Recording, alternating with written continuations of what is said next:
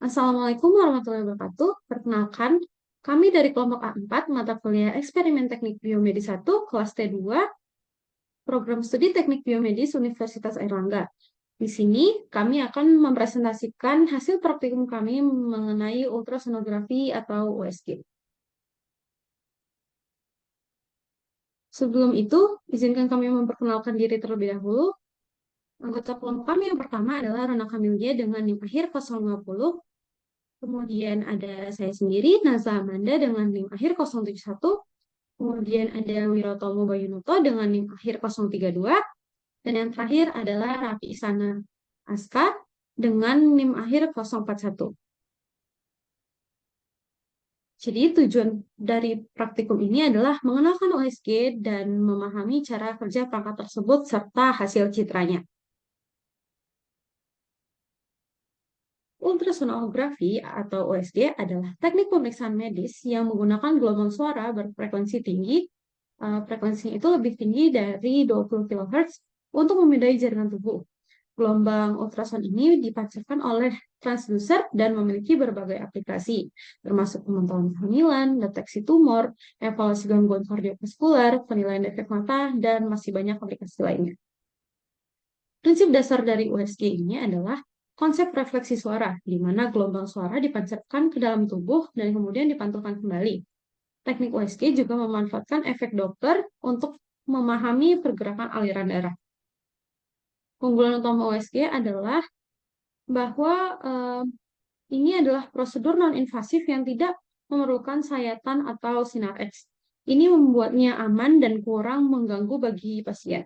Gelombang ultrasound berperilaku berbeda tergantung pada media yang dilewatinya, seperti kecepatan suara yang lebih lambat dalam gas dan lebih cepat dalam media yang padat, serta pelemahan intensitas suara saat melewati media tertentu. Prinsip kerja alat USG, yaitu energi listrik diubah menjadi gelombang ultrason oleh transducer, di mana gelombang suara akan dikirim dan dipantulkan oleh jaringan tubuh karena perbedaan akustiknya. Dan gelombang ini akan diterima dan diolah secara real time menjadi gambar. Dan bahan yang dibutuhkan dalam praktikum USG yaitu ada seperangkat alat USG dengan merek Indo dan gel dan juga tisu. Baik, selanjutnya terdapat hasil data pengukuran. Untuk yang pertama ada pengukuran jarak, yaitu lebar jantung dan juga ketebalan jantung. Untuk lebar jantung sendiri jaraknya adalah 94,5 mm dan untuk ketebalan 71,7 mm. Seterusnya ada pengukuran volume. Jadi untuk volume yang diukur kita memiliki 3 metode, yaitu metode 3D, metode 2D, dan juga metode elips. Dengan masing-masing terdapat parameter panjangnya, mulai dari panjang 1, panjang 2, dan panjang 3. Dan dari parameter-parameter tersebut akan menjadi volume. Untuk metode pertama yaitu 3D, volumenya adalah 307 sekian milimeter, dan untuk metode 2 dimensi atau 2D bernilai 225 sekian mililiter, dan untuk metode elips bernilai 278 sekian mililiter. Selanjutnya ada pengukuran area. Untuk pengukuran area ini memiliki 2 metode, yaitu elips dan juga metode trace. Dan untuk parameternya ada dari keliling dan juga luas. Berikut adalah hasilnya. Selanjutnya terdapat pengukuran heart rate atau detak jantung. Dicoba sebanyak 3 kali, dan untuk percobaan pertama itu dengan metode pengukuran dari bukit ke bukit didapatkan heart rate sebanyak 151 beat per menit, dan untuk kedua yaitu metode pengukuran dari lembah ke lembah didapatkan sebanyak 146 bit per menit. Dan yang ketiga yaitu dengan menggunakan metode pengukuran dari bukit ke lembah, itu didapatkan 234 bit per menit.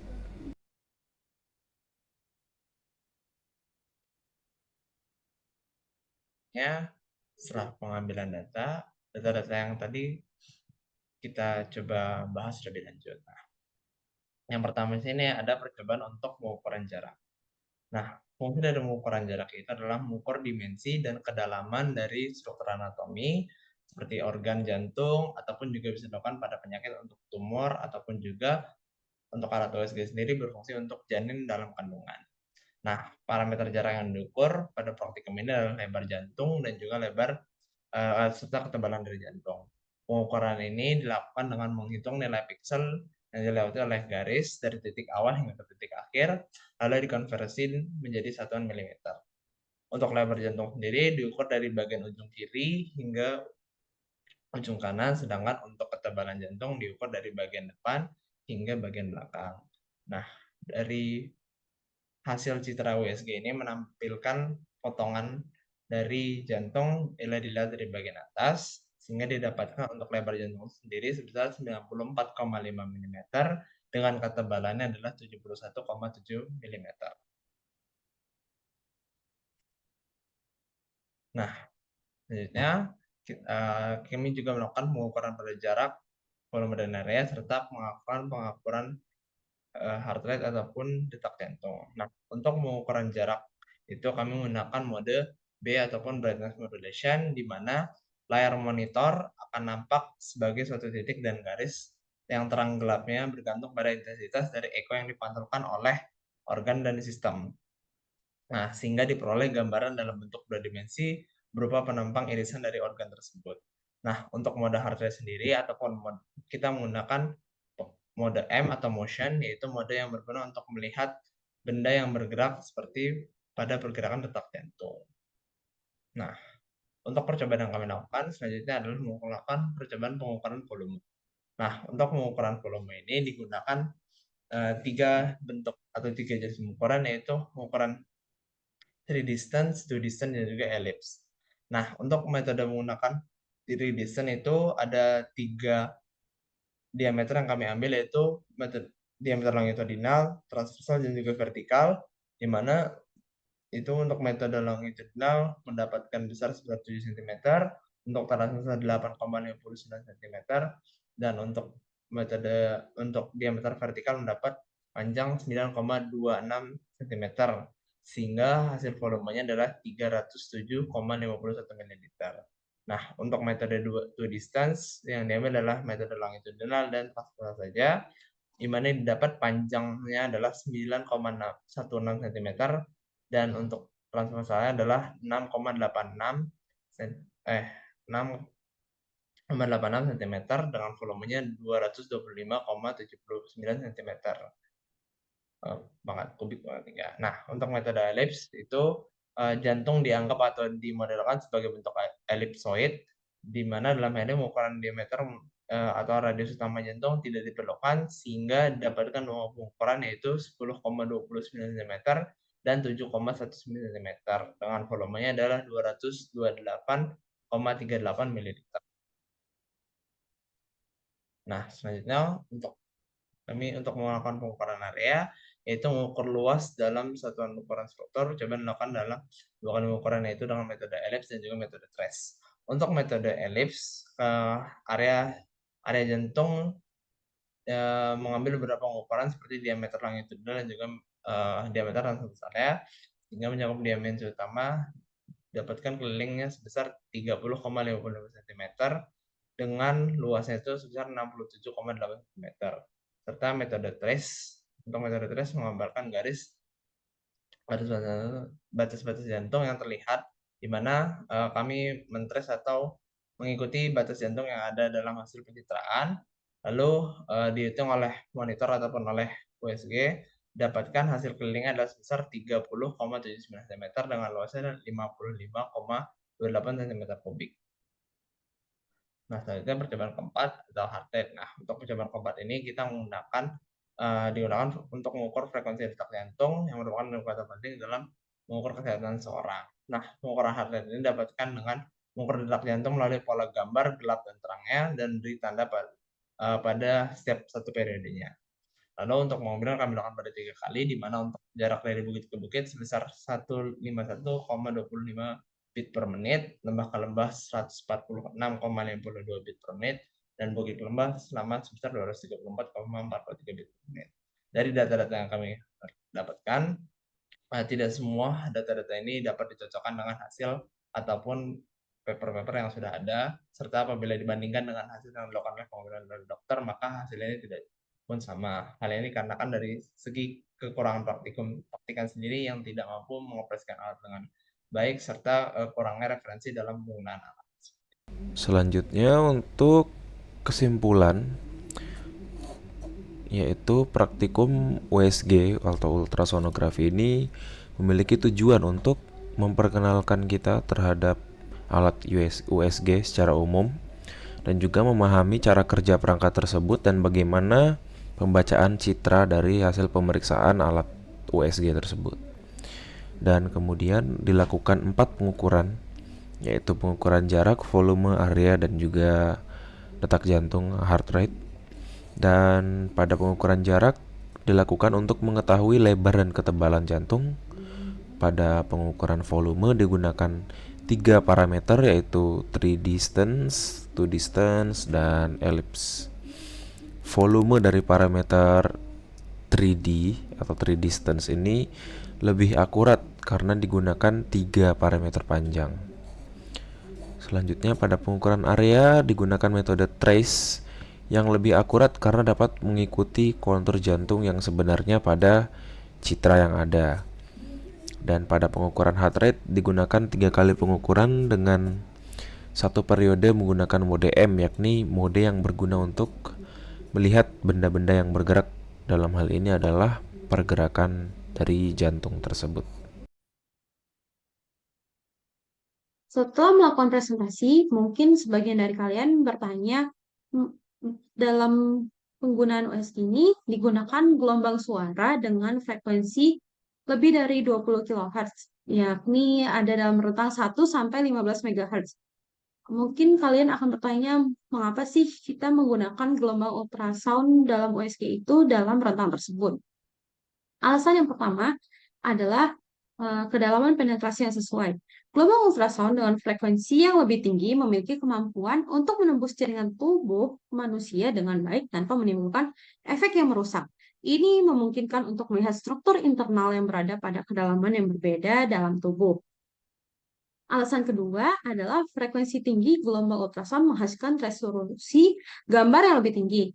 Ini berarti citra yang dihasilkan itu dapat menampilkan detail yang lebih halus dan juga tajam.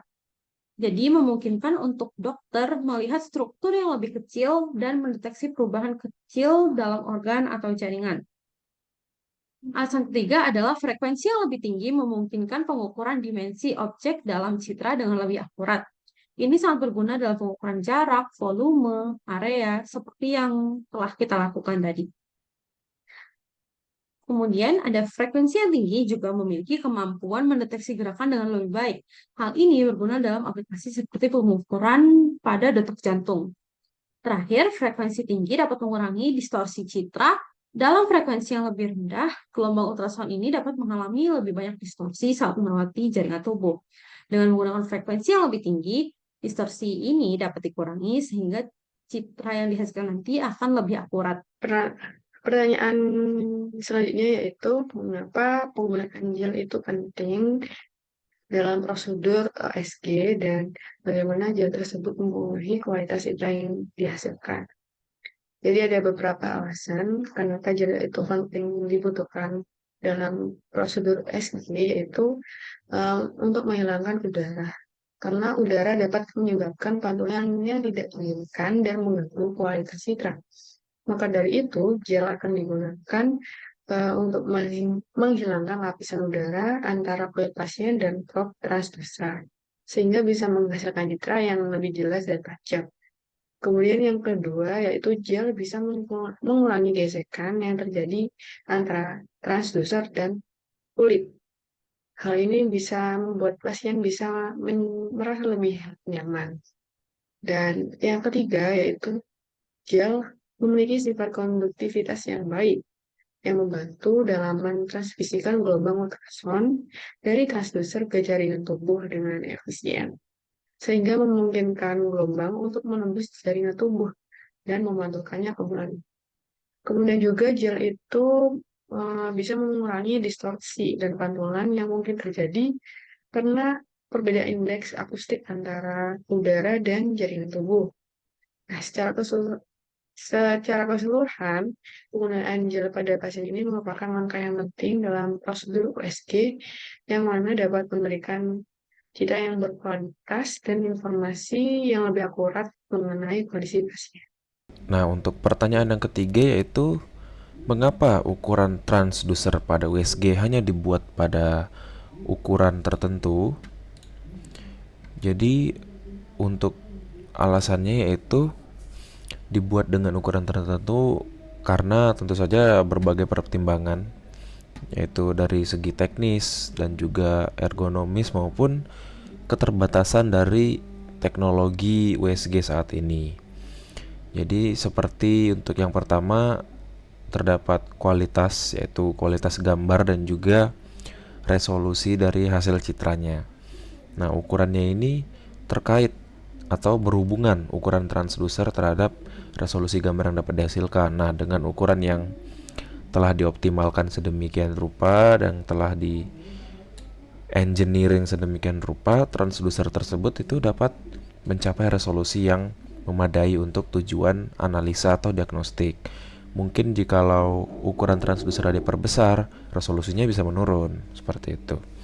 Kemudian ada juga alasan tentang frekuensi dan kemampuan penetrasi dari transducer tersebut, yang dimana ukurannya itu mempengaruhi frekuensi gelombang yang dapat dihasilkan. Jadi frekuensi yang lebih tinggi itu kan dapat memberikan resolusi gambar yang lebih baik, namun penetrasinya lebih rendah. Sementara frekuensi yang lebih rendah itu dapat mempenetrasi lebih baik, namun dengan resolusi yang rendah. Selanjutnya ada pun mungkin dari segi biaya produksinya. Jadi ukuran transducer yang lebih besar itu dapat mempengaruhi ke biaya produksinya yang akan lebih besar juga, sehingga mungkin akan menurunkan dari segi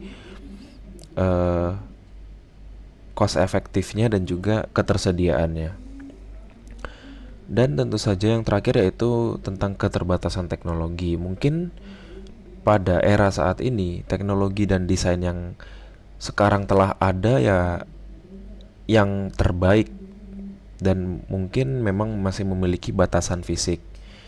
Jadi peningkatan ukuran maupun hal-hal lainnya itu membutuhkan kemajuan teknologi yang lebih advance atau lebih maju dan lebih lanjut gitu dalam segi materialnya mungkin atau konstruksinya dan juga teknik produksinya, seperti itu.